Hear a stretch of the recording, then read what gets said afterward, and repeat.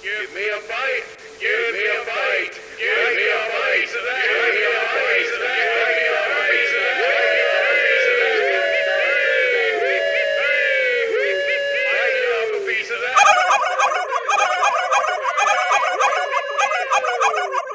Welcome, one and all. It is another special it's another special bite size as we roll through this glorious time of holidays. Last month we did Halloween, so of course, what is next? Thanksgiving. Easily. Damn it, I thought it was Easter. Easily top 3, in my opinion, top 2 best holidays. I think of it's all my time. favorite. It's a good pick. It's a great pick.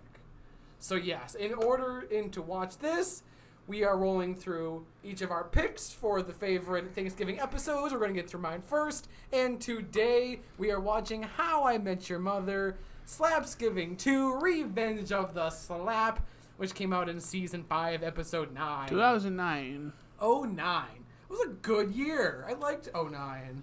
Yeah. Yeah, I was, Let's see. 2009, I started high school. You would have been in 8th grade. I was 14, so, yeah. That was the year I graduated. No, you that graduated in was the year 2010. before I graduated college. Yeah, so were you living with Drew? Or go to a podcast friend, Drew, if you haven't seen his appearance. In 2009? Yeah, I think so, actually. Because that was the year he graduated.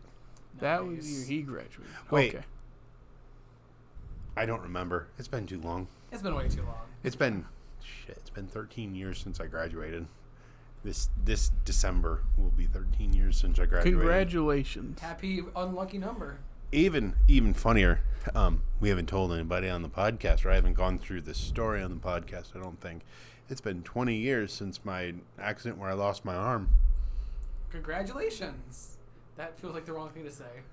Yeah, probably. I think the better response is, oh, okay, gotcha. 20 years. Wow. Moving on. Anyway. Well, so you guys got to tell me, because the only How I Met Your Mother episode I've seen is the one we watched on this podcast. Right, Which was what? Yeah. That was, we did it for... Valentine's Day? Yeah, I think so. It was it Desperation Day? It was Desperation Day. Yeah. So, which was the like thing I'm always season concerned 7. about for Jared when we do these, because you and I both really like How I Met Your Mother. Oh, yeah. I mean, it's kind of a comfort show for me. You can turn it on at any point, and like you don't even have to laugh at it. It's just a well-written show. I'm the same exact way. But the problem is, for someone that's not seen a lot of it, you need context. Yeah, I never realized it before I started watching it with someone who has not watched it at all. If you jump around, there's a lot of ways, not even like direct reference jokes, but just ways in which they talk about things that are directly as a result from other things that have happened in the show, years ago. And I think that's actually, apart from this very specific instance where we're going to watch it completely out of context, I think that's a positive. Because I think, when you look at other sitcoms like Friends or even Friends does it a little bit. It does it a little not as well as this. That's what I was going to say. It does it a little bit, but I think how like the self-referential humor that How I Met Your Mother has is the best out of a lot of sitcoms. Yeah, I mean, you look at it, media is just trying to copy that mindset now. I know you don't like me talking about it, but you look at stuff like the Mario movie, you look at stuff like... I mean, you're right, though. It exists to reference itself. Absolutely, it does. Yeah. So yeah, going into it blind, did you like Desperation Day? I'm trying to remember what your thoughts were on when we watched that. I don't remember laughing that much because I remember being too caught up in what is going on. I think this especially one, that being I think this one will 7. be better because Desperation Day, I feel like hinges on big story arcs, serious big story it hinges arcs. on, in a show about relationships, if you take an episode that's designed to be around romantic relationships, it kind of expects that what the romantic dynamics are of the group. That's true.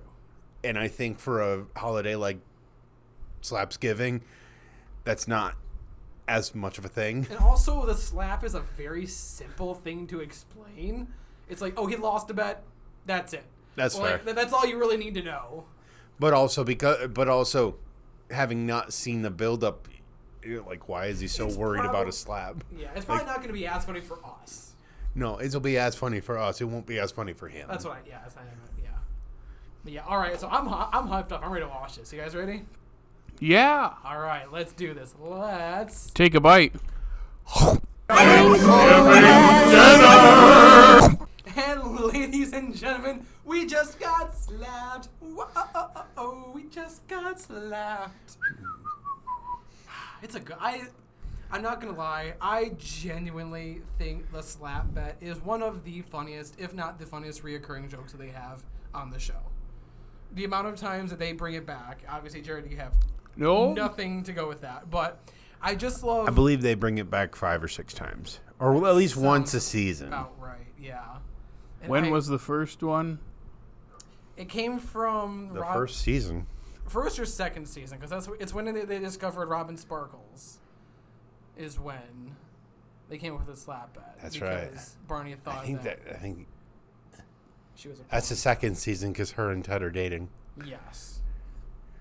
Yeah, so fun fact really quick, Jared, before we get too much into this episode. The reason that the slap bet started, that they kind of touched on, they kind of didn't.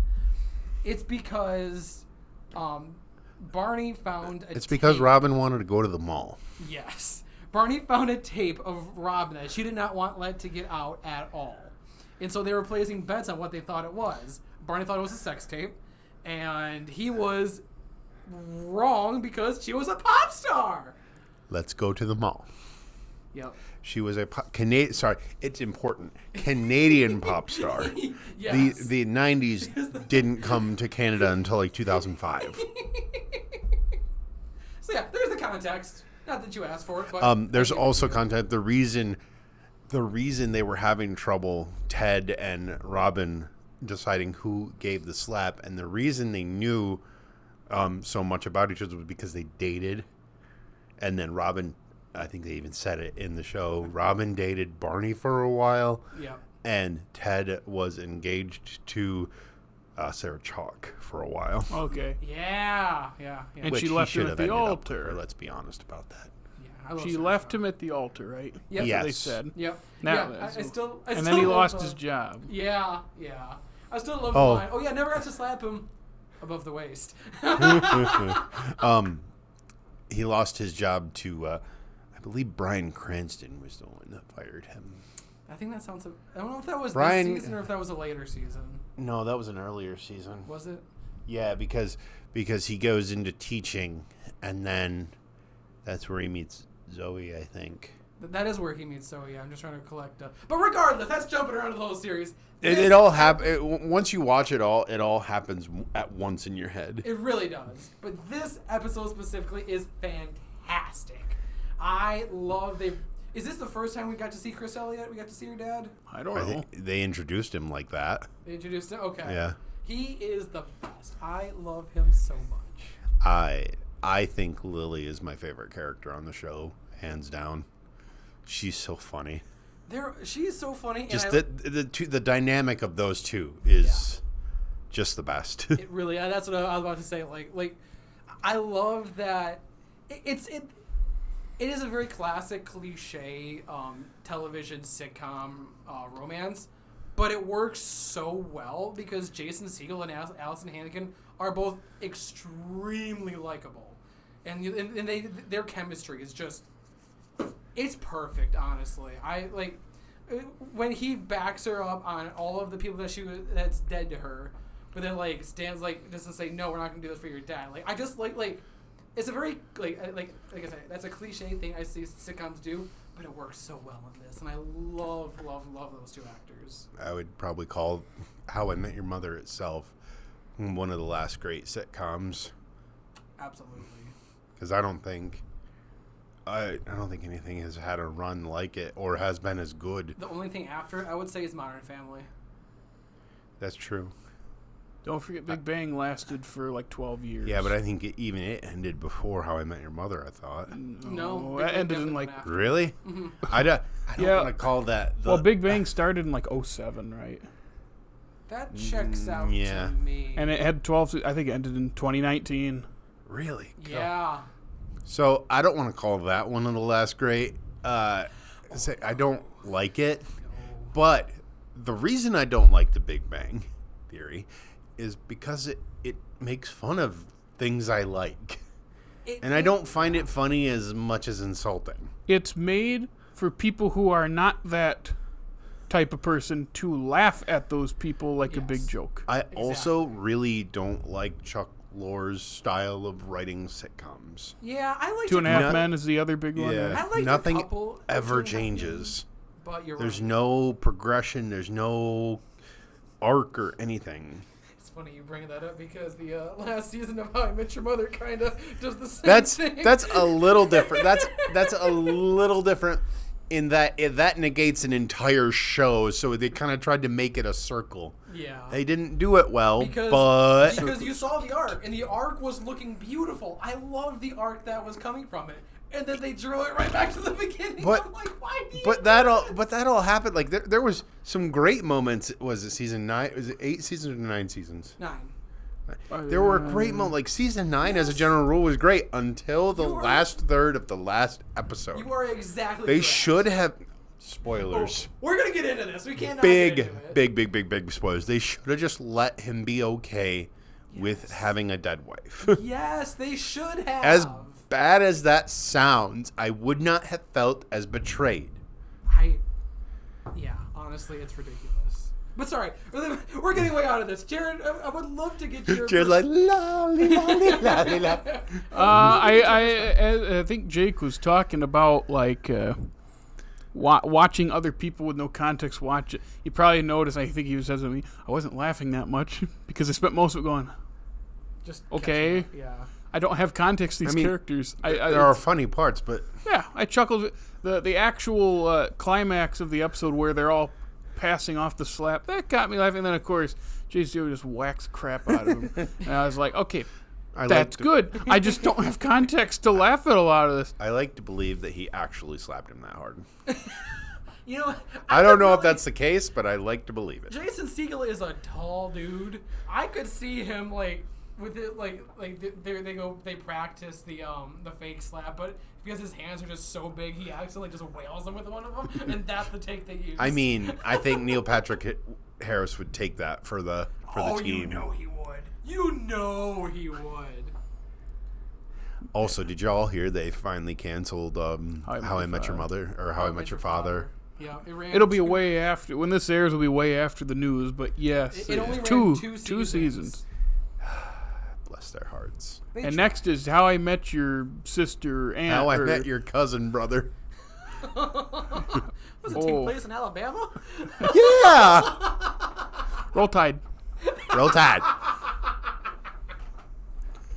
Yeah, I was spending most of it going like, okay. The her giving people that death stare, I didn't find funny at all. I was just kind of like, okay. They showed it once, I go, whatever, and then they kept doing it. It's because you have to know the character. That's the thing. Yeah. I was like, there's something I'm missing here because it's not.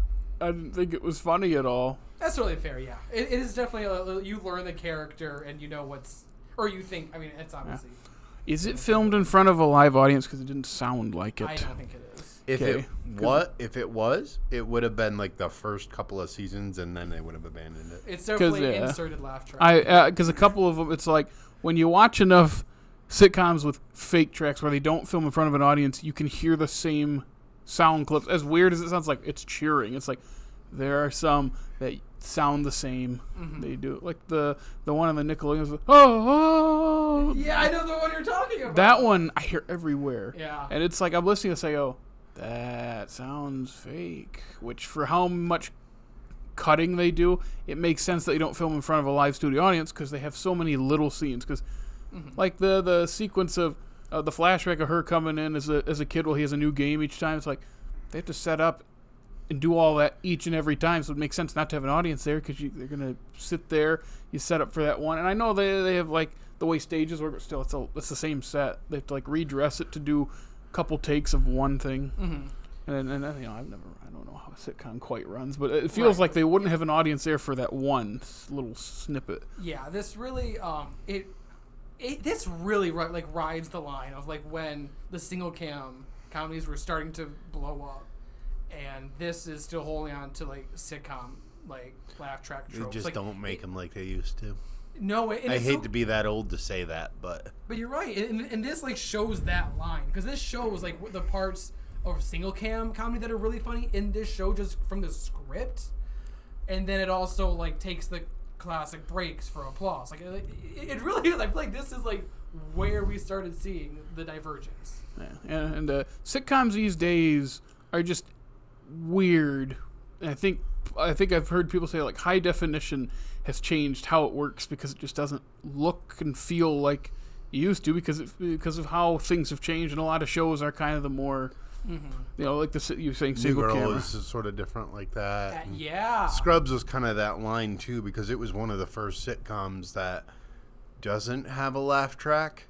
Scrubs is another one that like It just I lets feel the like, laughs. It just lets the jokes speak, and just expects you to know when to laugh. When did I'm trying to think. Scrubs and How I Met Your Mother, they would have overlapped in runs. They overlapped, but not. I think Scrubs is like 02. Yeah, well, Isn't it? It's like what is it? 02 to to like 10 or something like that. Yeah. If you count med school. So they overlapped a little bit, but for quite a good chunk. yeah. So yeah, wow, I really do see the similarities there. Yeah. But then other markets though even have, like an example is MASH overseas did not have a laugh track.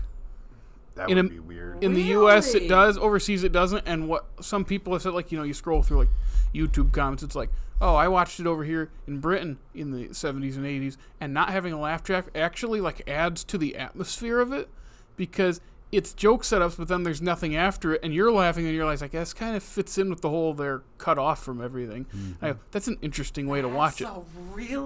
Then you wonder how many sitcoms did they do that for? Because like MASH, you can't film with it. They filmed on location. Right. I know so the laugh track is added in. Yeah. So that I one know makes that sense. Bill Lawrence, the creator of Scrubs, in every commentary I've ever heard about Scrubs, said the reason they didn't do laugh track was because they felt like it insulted the audience. And with the sort of flip-flopping back and forth between I was about to say serious humor and because they are in a hospital. slapstick humor that they do, it's kind of hard to do that in front to. But yeah. taking the laugh track off of MASH, to me as dumb American, sounds a little akin to trying to put a laugh track on like ER or something. Well, you've seen the clips of people edit the Big Bang Theory episodes. They take out the laugh track, and it's just like sad. It's just dead air. That show, it's awkward. MASH, they're in a war zone. That's where I'm like, yeah, of course it's supposed to feel sad. They're in a war zone. Whereas the other thing, they're supposed to be just these kooky, nerdy people in normal life. They're supposed to be stereotypes. Oh, yeah, that's true. Insults. Yeah, well, at this point, the Frasier reboot has come out, so I wonder how that will do, because they did film in front of an audience. So we'll see at this point, That'll be a good comparison, because we don't have any sort of reboot like that will be in that way. Yeah, because all of the reunions right now have just been people going on a stage and talking about the show, which has its own value, but is not at all what I think that particular audience was expecting. I'm not speaking about anything specific, I swear. No. And at this point, it's been when this comes out, it's been a couple weeks since the first episode or episodes. I don't remember how the release schedule is going, but I'm excited to see what it is, and I'm really hoping they actually it's film it in front of another live studio audience and just haven't told anyone. Are you talking the Frasier reboot? Yeah. They've announced is that what you said? Yes, I just it didn't is listen to like. you? Yes. Yeah, I've seen clips of him like greeting the audience and talking to them, and it's like. Okay, then I apologize. I totally didn't. No, you're good. Yeah. All right. I'm excited to see that. But anyway, from all of us here at All Slate Media, thank you for listening. If you liked what you heard here and you want to hear more, Jared, where can they find us online to see? You can follow us on Facebook, Twitter, Instagram, and TikTok, and listen to Apple, Google Podcasts, Spotify, iHeartRadio, and hey, if it's YouTube, like, subscribe, comment, ring our bell, make sure you rate us on all those Appetizers. And check out our groovy website. Yes, and also really check out our YouTube, because we got Thanksgiving colors in here. We got a nice little yellowish, orangish hue going on. It's very cozy in the All Slate Studios. So yes, thank you for listening. Make sure every Thursday that you want to check us out talking about random crap. I love it. Make sure to take a bite. Give me a bite. Give me a bite. Give me a bite of that. Give me a bite of